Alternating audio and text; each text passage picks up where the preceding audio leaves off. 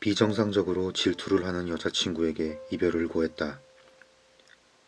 상냥하지만 묘하게 부정적인 데다 외로움쟁이였다. 내 휴대폰이 울릴 때마다 누구에게 무슨 용건인지 집요하게 캐묻곤 했다. 휴일에는 반드시 함께 있어야만 했고 어쩔 수 없는 일이 생기거나 하면 10분에 한 번꼴로 연락이 계속 온다. 내 모든 행동을 관리하고 싶어 했다. 또 내가 다른 여자와 이야기하는 걸 결코 용납하지 않았다. 이웃 사람한테 인사하는 것조차. 레스토랑 같은 데를 가도 종업원이 여자면 꼭 여자친구가 주문을 했다.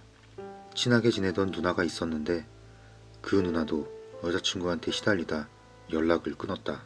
이대로는 안 되겠다 싶어 여자친구네 가족한테 상담을 해봤다. 우리 아이는 전에 사귀던 남자한테 차이고서 정서적으로 많이 불안해졌다네. 그래도 자네랑 사귀고 많이 안정을 찾은 거야. 조금 이상한 구석도 있겠지만 불쌍한 아이니까 지켜봐 주게나. 언중유골. 더 이상 딸이 이상해지지 않게 하라는 것처럼 들렸다.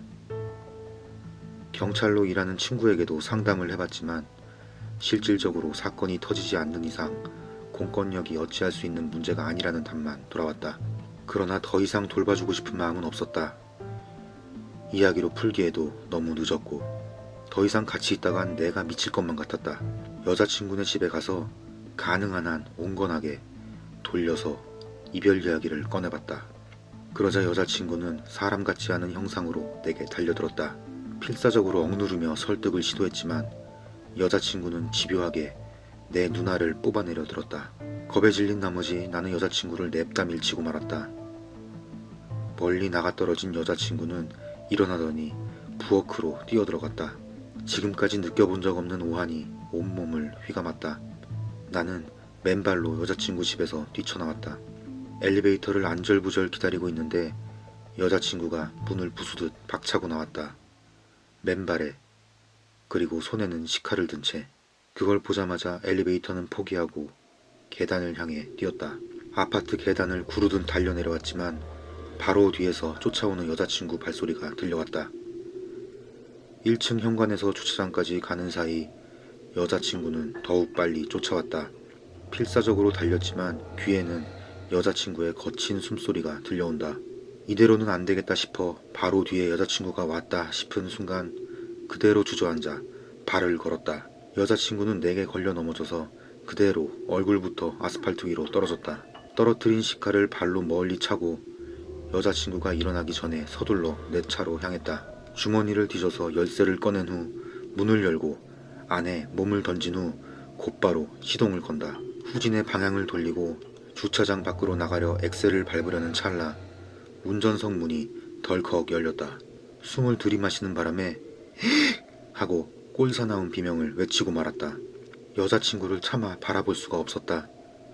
쓰레기 소각로가 활활 타오를 적 안을 들여다본 적이 있었다. 여자친구는 그때 느꼈던 맹렬한 열기와 닮은 느낌이었다. 거의 반사적으로 엑셀에 발을 올리고 힘껏 밟았다. 여자친구는 문을 잡고 따라오며 내 이름을 절규하듯 외쳤다. 하지만 속도가 빨라지면서 결국 손을 놓치고 말았다. 손톱이 벗겨진 듯 운전석 문에는 피로 선이 그려졌다. 밤거리를 미친 듯 달리며 나는 흐느껴 울었다. 그날로 짐을 정리해 친가로 도망쳤다. 그 후 2번 다시 그녀는 보지 못했다. 그녀한테도 그녀의 친가에서도 전혀 연락이 없었기에 혹시 자살한 건 아닌가 두려워했지만 다른 친구 말로는 별 문제 없이 잘 살고 있다고 한다. 시간이 흘러 마음을 좀 놓은 나는 원래 살던 아파트로 돌아왔다.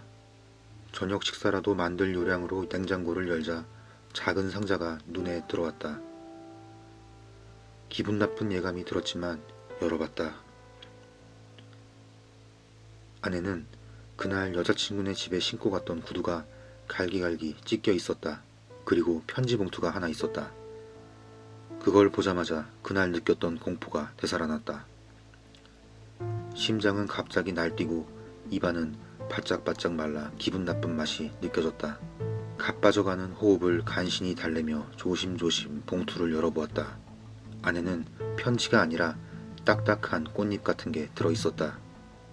손바닥에 올려진 그것이 벗겨진 손톱 10개라는 걸 알아차리자마자 나는 비명을 지르며 내던졌다.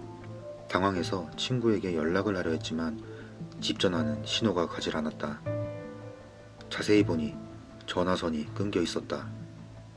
목 안에서 이상한 신음을 내며 충전기에 꽂아둔 핸드폰에 손을 뻗었다. 동시에 전화가 왔다. 여자친구에게서. 아까 전 손톱처럼 나는 기겁해서 핸드폰을 내던졌다. 넋을 잃고 주저앉아 있는 내 뒤에서 현관문이 열리는 소리가 들려온다. 그리고 다시는 듣고 싶지 않았던 그 목소리가 들려왔다. 잘 지냈어?